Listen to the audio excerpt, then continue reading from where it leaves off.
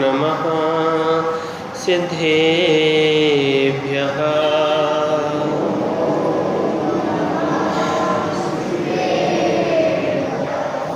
इंद्रसद्वन्द्याणं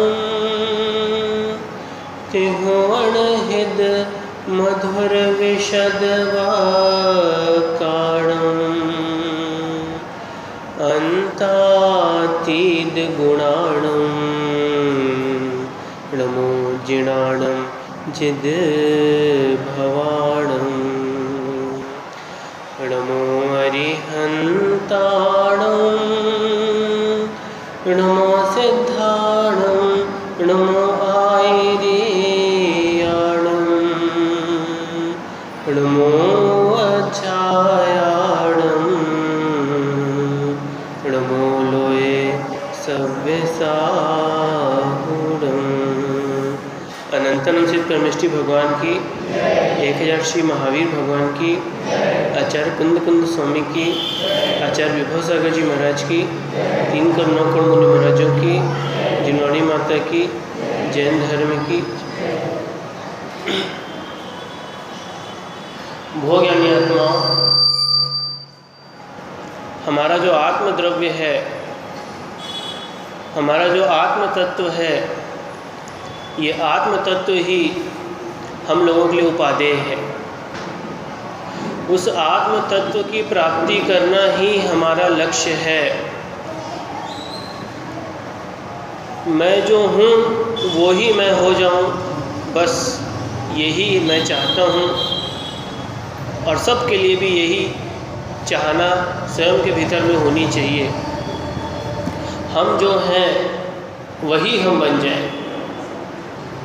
आज तक हम वो हैं जो हम नहीं थे। आज तक हम वो रहे जो हम नहीं थे। वो ही बनने की कोशिश किए जो हम बन नहीं सकते थे। लेकिन जिन लोगों ने वो बनने की कोशिश की जो वो स्वयं हैं, और जब वो बन गए तब उन्होंने उत्तम सुख को प्राप्त कर लिया। उन्होंने फिर ऐसा सुख प्राप्त किया जो सुख कभी भी ख़त्म नहीं होता। बच्चे को भी बुला कर, बच्चा है ना, बच्चा को बिठा बुला। नयनदीप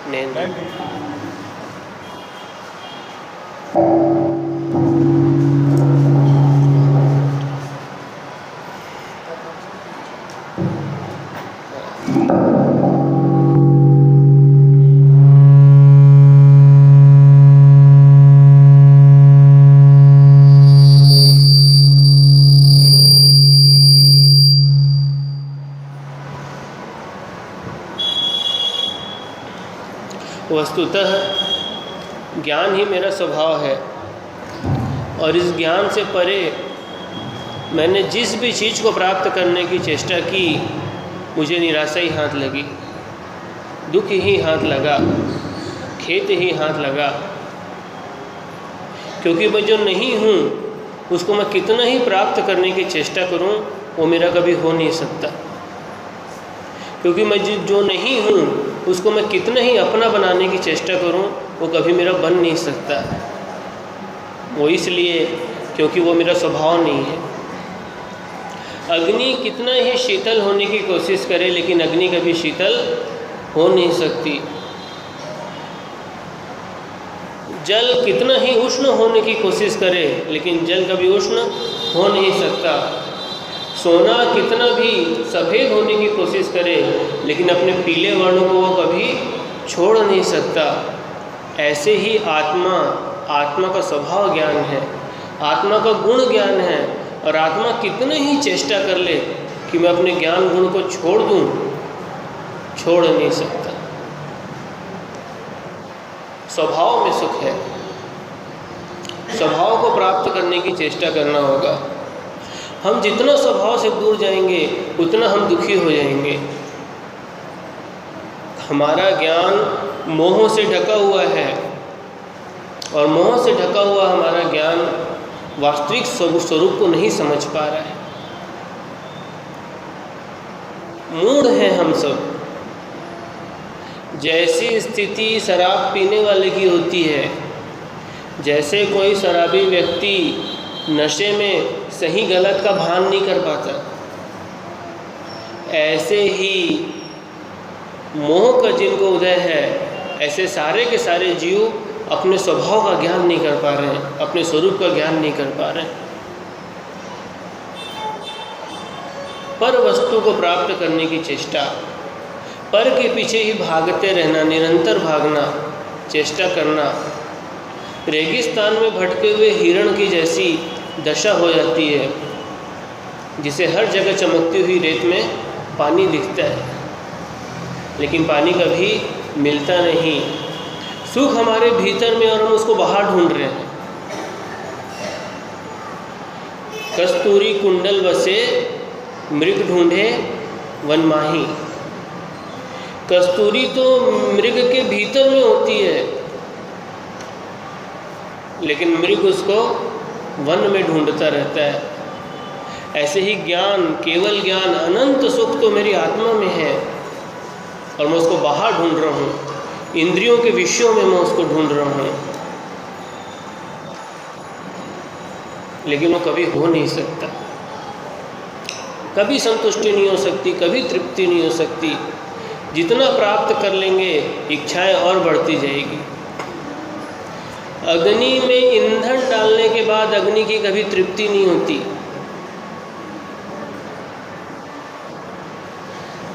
नदियों, समुद्र में कितनी भी नदियां जाके मिल जाए, समुद्र को तृप्ति नहीं होती। ऐसे ही भौतिक वस्तुओं को हम कितना ही प्राप्त कर लें, हमारी आत्मा कभी तृप्त नहीं हो सकती, सदा अतृप्त रहेगी, अतृप्त ही रहेगी। इसलिए हमको समझना होगा, भेद विज्ञान करना होगा, तत्व ज्ञान प्राप्त करना होगा, और जब भेद विज्ञान हो जाएगा तभी हमें सत्य का ज्ञान हो सकता है। धर्म के रास्ते में हमको चलना होगा। वस्तु का जो स्वभाव है ये धर्म है, और इस धर्म को हमको प्राप्त करने के लिए ही हम पुरुषार्थ कर रहे हैं। इन पर्युषण पर्व के दिनों में हम उस मार्ग की तलाश कर रहे हैं जिससे हमको धर्म की प्राप्ति हो जाए। वो चार कषाय जो हमको धर्म से दूर कर रही है, उन चार कषायों को हमको जीतना है। सबसे ऊपर में उन चारों कषायों को रखा, क्योंकि ये चार कषाय ही मोहिनी कर्म के चार हाथ हैं। ये चार कषाय ही मोहिनी कर्म की चार संतानें हैं। 9 कषायों को बल देने वाली भी ये चार कषाय हैं। हास्य, रति, अरति, शोक, भय, जुगुप्सा, स्त्री वेद, पुरुष वेद और नपुंसक वेद, ये 9 कषाय होती हैं। इन 9 कषायों को बल देने वाली भी क्या है? ये कषाय ही हैं। इन कषाय के पीछे ही वो 9 कषाय लगी रहती है। क्रोध को जीतने के लिए हमने क्षमा धर्म का चिंतन किया। अहंकार को जीतने के लिए हमने मार्दव धर्म का चिंतन किया। आज माया कषाय को जीतने के लिए हम आर्जव धर्म पर चर्चा करेंगे। ऋजुता का नाम आर्जव है, सरलता का नाम आर्जव है। जब तक हृदय में सरलता नहीं रहेगी तब तक धर्म का निवास हमारे भीतर में नहीं हो सकता। धर्म सरल हृदय व्यक्ति के पास होता है, कुटिल व्यक्ति के पास धर्म नहीं होता। जहाँ कुटिलता है वहाँ धर्म नहीं है, जहाँ कपट है वहाँ धर्म नहीं है, जहाँ माया है वहाँ धर्म नहीं है। जहाँ माया का, कुटिलता का, कपट का अभाव है वहीं पर धर्म का निवास है। मन में हो सो वचन उचरिए, वचन हो सो तन सो करिए, करिए सरल तिहु जोग अपने, देख निर्मल आरसी, मुख करे जैसा लखे तैसा कपट प्रीति अंगारसी। जैसा मन होना चाहिए वैसा वचन होना चाहिए, जैसा वचन होना चाहिए वैसा काय होना चाहिए। दिखने में तो सीधे साधे दिख रहे हैं, लेकिन अंदर में अगर कपट भरा है,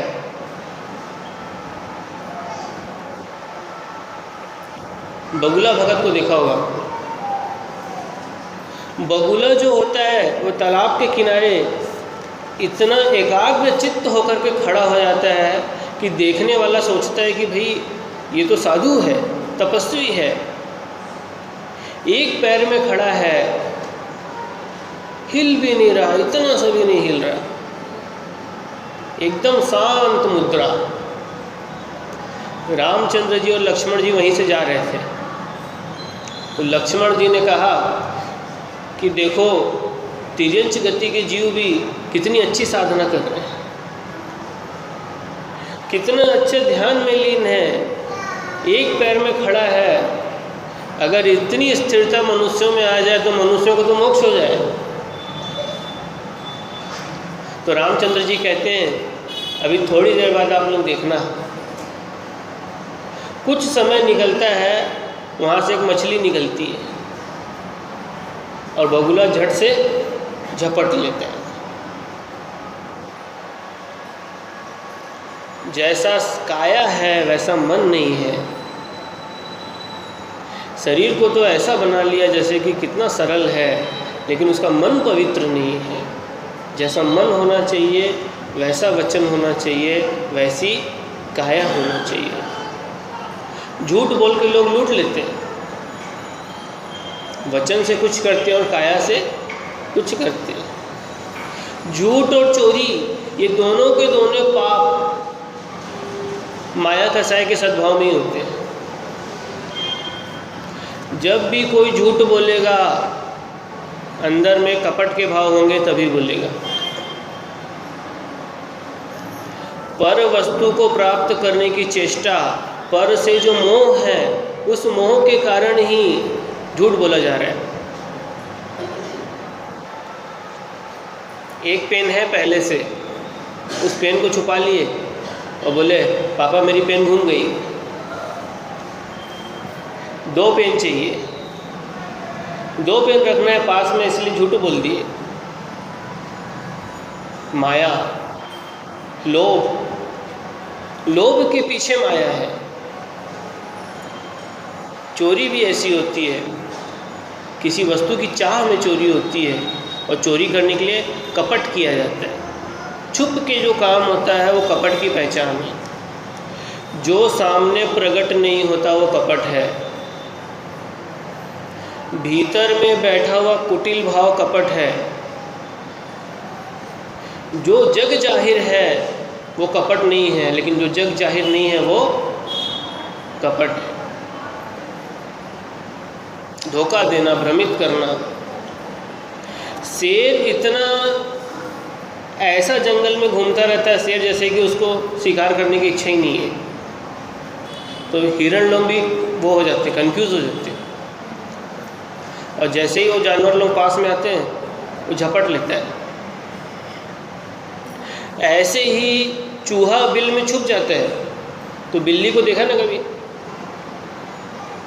ऐसे ताक लगा के बैठे रहती है छुप के।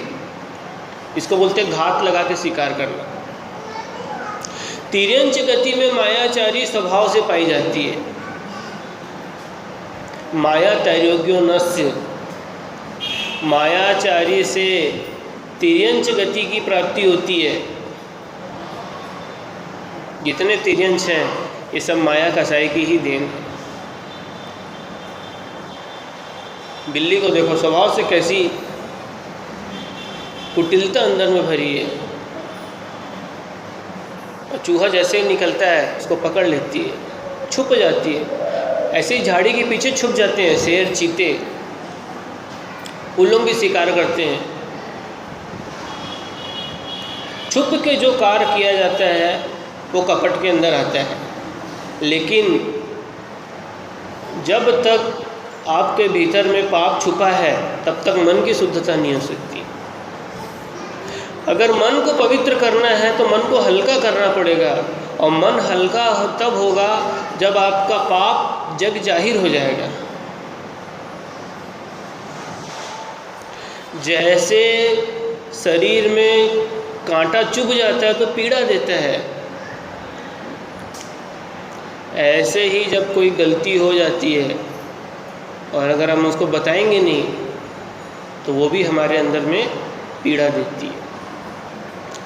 गलती जानकर भी हो सकती है और अनजाने में भी हो सकती है, लेकिन गलती का प्रायश्चित लेना अनिवार्य है। अगर गलती करने के बाद प्रायश्चित नहीं लेते तो भाव बिगड़ जाएंगे, और भाव बिगड़ जाएंगे तो समाधि बिगड़ जाएगी। साधक को प्रायश्चित लेना अनिवार्य है। पांचों पापों में से कोई भी पाप किया हो तो उसका प्रायश्चित लेना अनिवार्य है, क्योंकि धर्म उनके ही मन में होता है जिनका हृदय सरल होता है।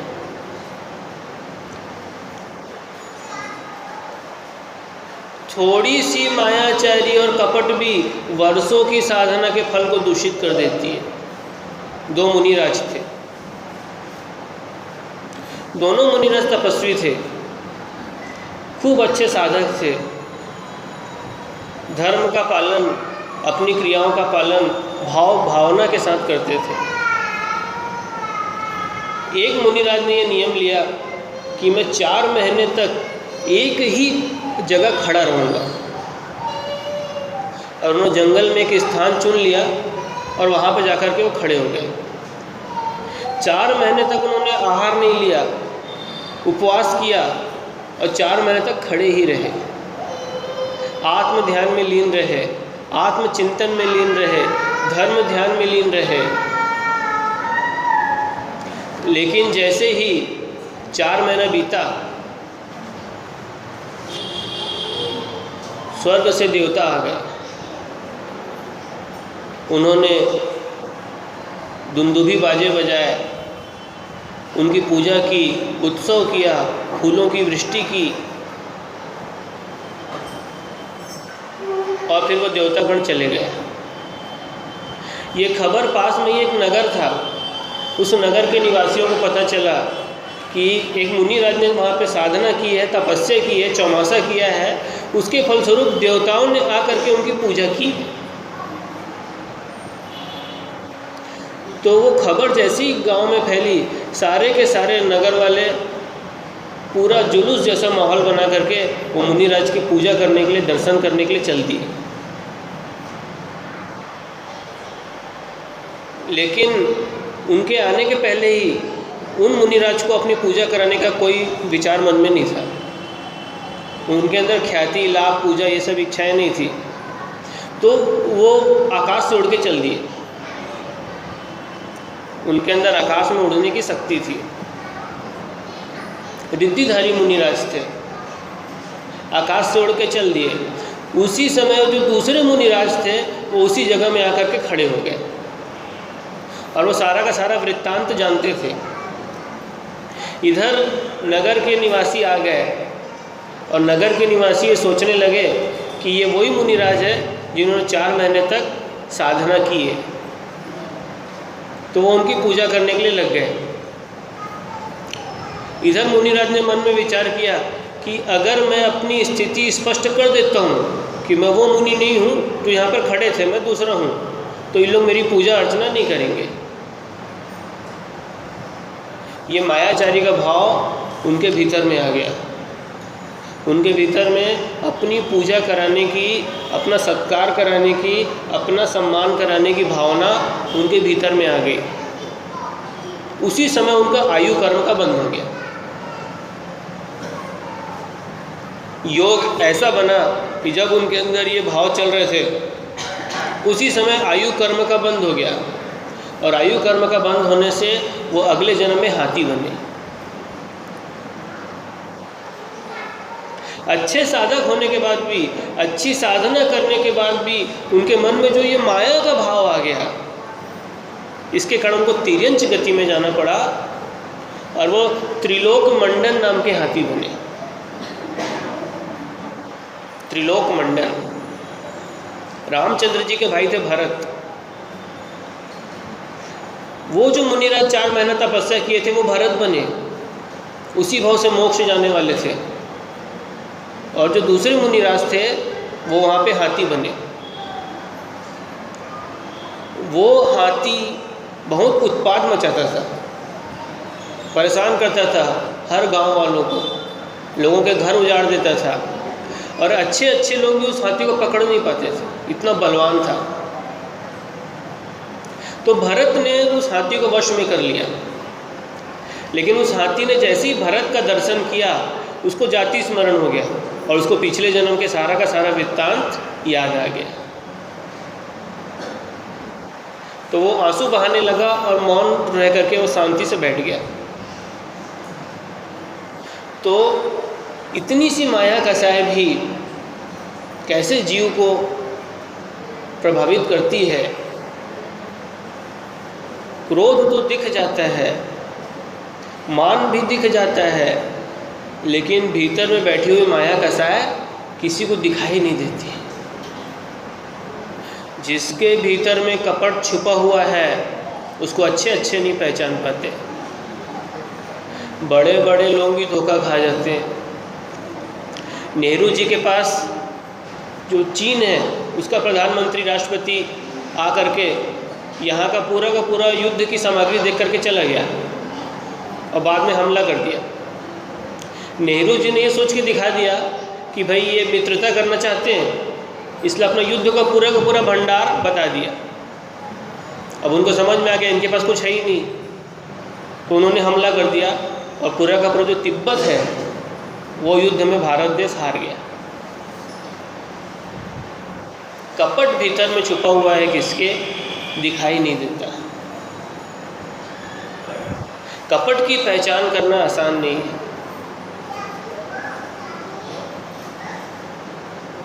दंभी आदमी दिखावे के लिए पवित्र बन जाता है, लेकिन भीतर में उसके कपट छुपा होता है, कोई प्रयोजन, कोई लोभ छुपा होता है। इसलिए इस माया को दूर करना होगा, सत्य में जीना होगा। जो सत्य को स्वीकार करते हैं उनको किसी प्रकार की कोई परेशानी नहीं होती। मन में जैसा हो वैसा वचन में हो, जैसा वचन में हो वैसा काया में हो।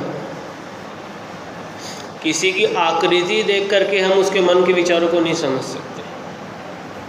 बाण देखने में सीधा होता है, लेकिन जब प्रहार करता है तब प्राण ले लेता है। इसलिए व्यक्ति को उसकी आकृति से नहीं, उसके काम से पहचानना पड़ता है।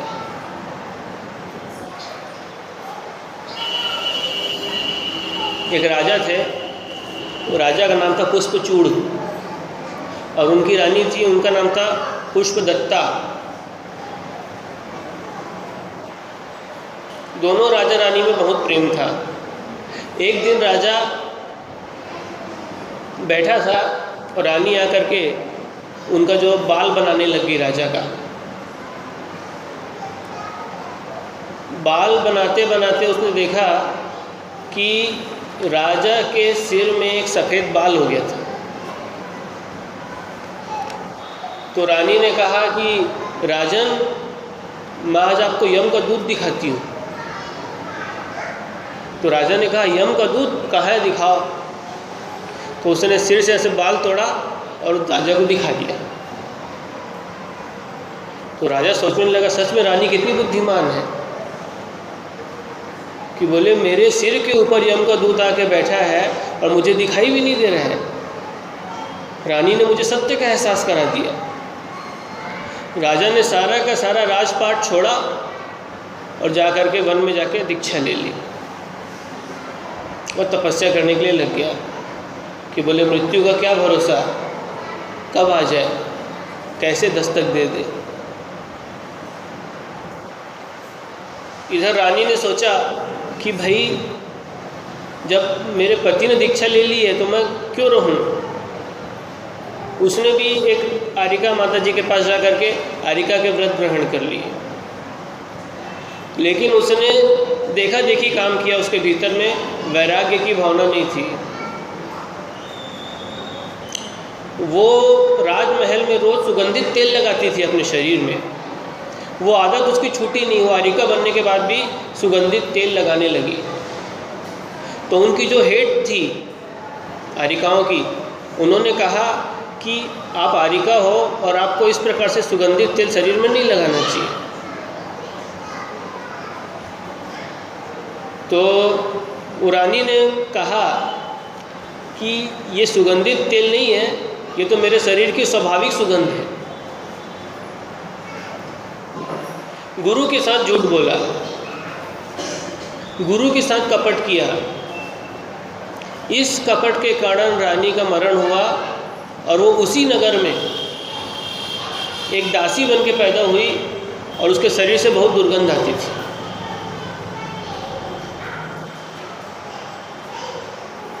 मायाचारी से कभी भी उद्धार नहीं हो सकता। छोटा सा भी झूठ, छोटा सा भी कपट हमारे धर्म को नष्ट कर देता है।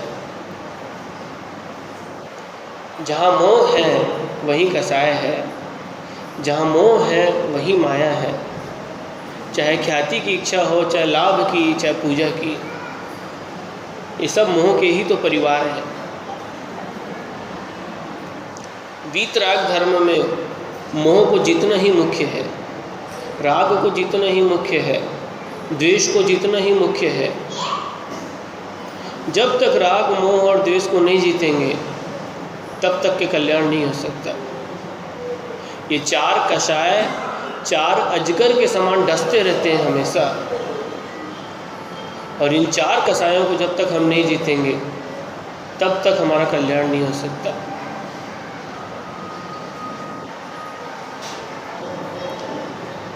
इस माया कषाय को जीतने के लिए हमको ऋजु होना पड़ेगा, सरल होना पड़ेगा। जितने भी पाप हम करते हैं इनका प्रायश्चित गुरु के समक्ष जा कर के लेना होगा। अपने मन को मुक्त करो, और जब तक हम प्रायश्चित नहीं लेंगे हमारे मन में वो शल्य जैसा हमेशा खटकते ही रहेंगे। यहाँ तक कि जब दीक्षा होती है दीक्षार्थी की, आइए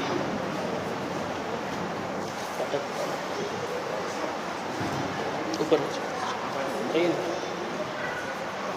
नहीं, काटे को बदला दो, तुम उधर से चलो, काटे खड़ा करो।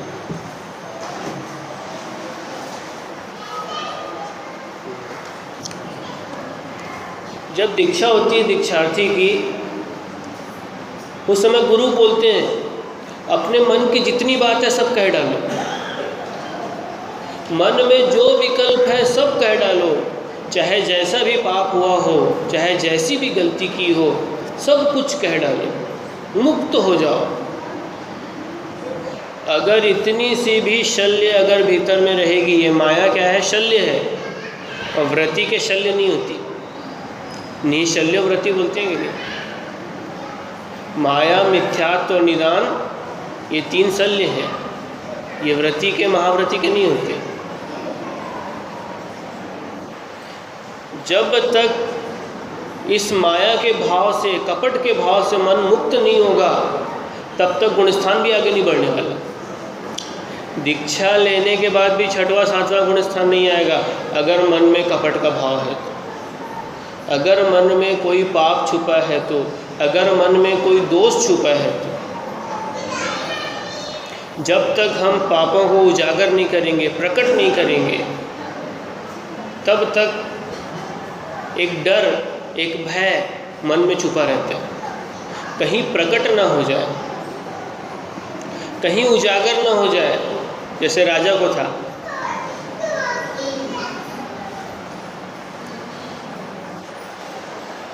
छुप के जो पाप करते हैं, छुप के पाप करने वाले हमेशा मन में भयभीत रहते हैं।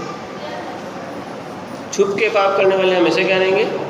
मन में भयभीत रहेंगे। जैसे आपने मान लो कोई पेन किसी दोस्त की चुरा ली स्कूल में,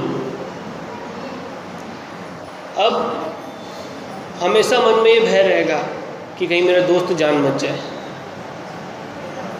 अब अगले दिन स्कूल गए और जा कर के बोल दिए दोस्त को, बेटा भैया ये तुम्हारी पेन मेरे पास है, मैंने ले ली थी। मन मुक्त हो गया। अपने मन को हल्का करना पड़ेगा,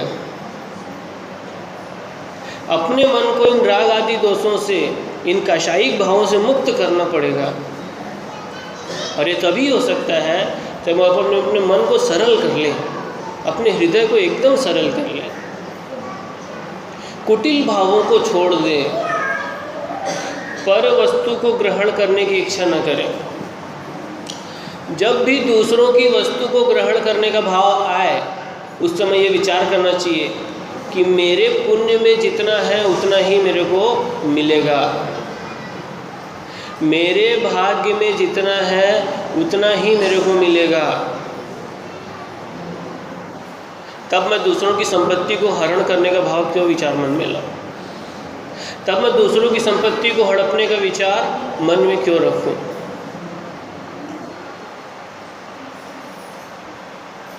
चार भाई हैं तो चारों को अपना हिस्सा बराबर बराबर लेना चाहिए।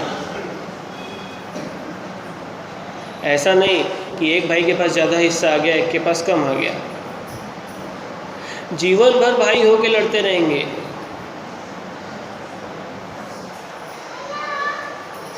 जब तक सरलता है तब तक धर्म है, तब तक उत्तम गति है। जहाँ सरलता का नाश हो जाएगा वहाँ गति भी बिगड़ जाएगी। जैसे महाराज जी की बिगड़ गई, हाथी बन गए।